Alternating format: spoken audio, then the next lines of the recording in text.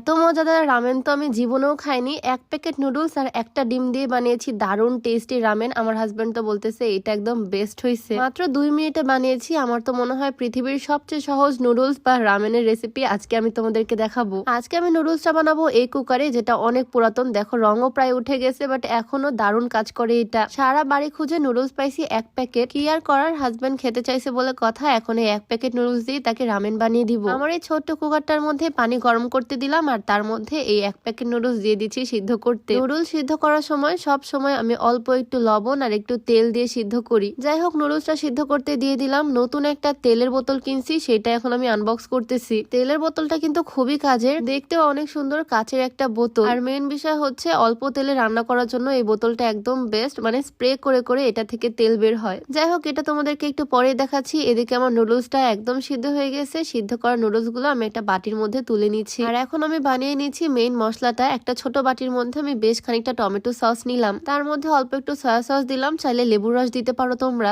1 চামচ মতো chilli flakes দিয়ে দিলাম, মানে শুকনো মরিচের গুঁড়া আর কি। তারপরে দিয়ে দিলাম সামান্য একটু লবণ, একটু গোলমরিচের গুঁড়া দিলাম এটার মধ্যে। এখন জাস্ট এই মশলার মিশ্রণটা ভালোভাবে মিক্স করে নিচ্ছি। নুডলস এর প্যাকেটের সাথে যে মশলাটা থাকে সেটাও চাইলে এখানে অ্যাড করতে পারো। এখন আমি কুকারটার মধ্যে রান্নাটা করব। তেলের বোতল থেকে স্প্রে করেও দেওয়া যায়, আবার ঢেলেও দেওয়া যায়, মানে বোতলটা কিন্তু খুবই সুন্দর হয়েছে। অল্প একটু তেল দিলাম আর তেলটা গরম করে তার মধ্যে দিয়ে দিলাম সসের এই মিশ্রণটা। একটু রান্না করে নিলাম তেলের সাথে, মানে ভালো করে মিক্স করে নিয়ে দেন সিদ্ধ করে রাখা নুডলসটা দিয়ে দিলাম। এই তো এতই সহজ এই রামেনটা বানানো। এখন জাস্ট মশলাটার সাথে, মানে সসের মিশ্রণটার সাথে ভালোভাবে মিক্স করে নিচ্ছি নুডলসটা। কিছুক্ষণ ভালোভাবে মিক্স করে নিলেই আমার এই রামেনটা একদম রেডি। দারুণ একটা ফ্লেভার আসতেছে, সাথে চিলি ফ্লেক্স অ্যাড করছি আমি, খুবই সুন্দর গন্ধ আসতেছে একটা। তারপর আমি কুকারে একটা ডিম পোচ করে নিচ্ছি সুন্দর করে। এই কুকারটাতে সিদ্ধ করা থেকে শুরু করে রান্না করা, ভাত রান্না, তরকারি রান্না, ভাজাভুজি সবকিছু হয়। আমি তো রেগুলার ইউজ করি। এইটা আমি নিয়েছিলাম আনফা কালেকশন ফেসবুক পেজ থেকে। আনফা কালেকশন পেজটা আমি ডেসক্রিপশনে মেনশন করে দিব। এই কুকারটা আসলেই কিন্তু খুবই কাজের। যাই হোক, আমি ডিমটা পোচ করে নুডলস এর উপরে দিয়ে দিলাম আর উপর থেকে দিয়ে দিলাম একটু সাদা তেল, একটু গোলমরিচের গুঁড়া আর সামান্য একটু চিলি ফ্লেক্স। এই তো বাস রেডি আমার 2 মিনিটের মজাদার রামেন। দেখতে তো দারুণ লাগতেছে, স্মেলটাও খুবই সুন্দর আসতেছে। এইটা আমি দিলাম আমার হাজবেন্ডের কাছে, দেখি এখনো খেয়ে কি বলে। এত সহজে আর ঝটফট কেউ রামেন বানাতে পারে আমার তো মনে হয় না।